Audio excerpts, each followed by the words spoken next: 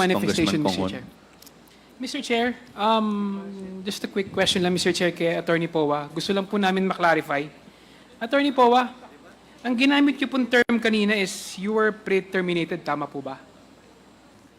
Yes, Mr. Chair. Gusto lang po namin malaman kung kayo po ba yung nag-resign or tinanggal sa OVP?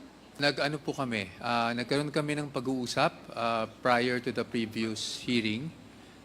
It was really a mutual decision, Your Honor.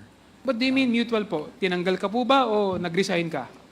Nag-decide po kaming mutually kasi nag-express po ako na hindi ko kayang i-fulfill yung obligations ng contract as a spokesperson because to be honest with you, since I'm also a resource person here, I found it very difficult for me to go on media and be interviewed on the same matter kasi nawawala yung objectivity because I'm also part of the hearing as a resource person.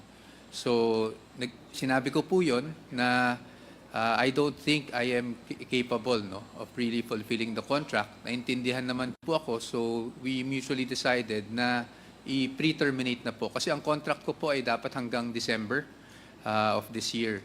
So, pin-re-terminate na lang po namin yung kontrata po. Kanino po kayo nagpaalam? Sa ating Vice President po. Naging mutual po ba yung decision na ito? Or I would like to think so, Your Honor, to be honest. Kasi ako naman, very forthright ako. Nagsabi ako ng difficulties that I'm encountering.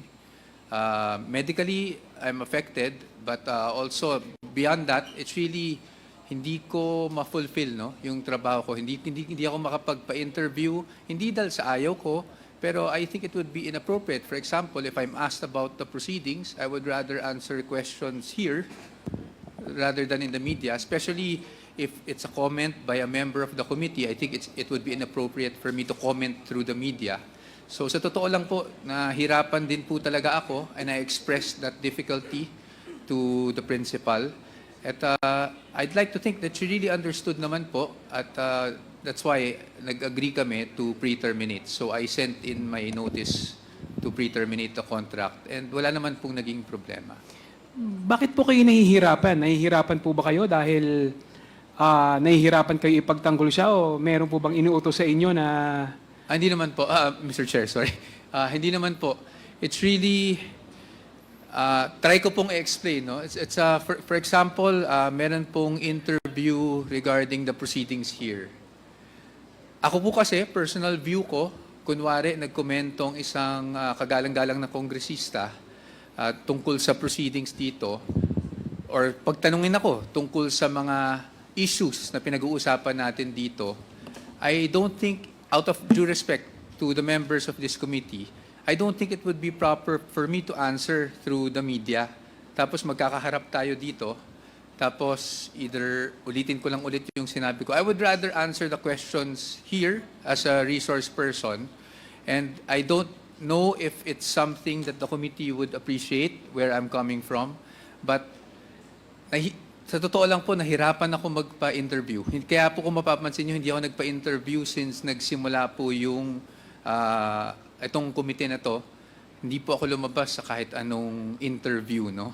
That was my difficulty personally. One more question, Mr. Chair. May mga inutos po ba sa inyo na nahihirapan kayo sundin kaya kayo nag-resign? Wala naman po, Your Honor. I would like to be clear about that also.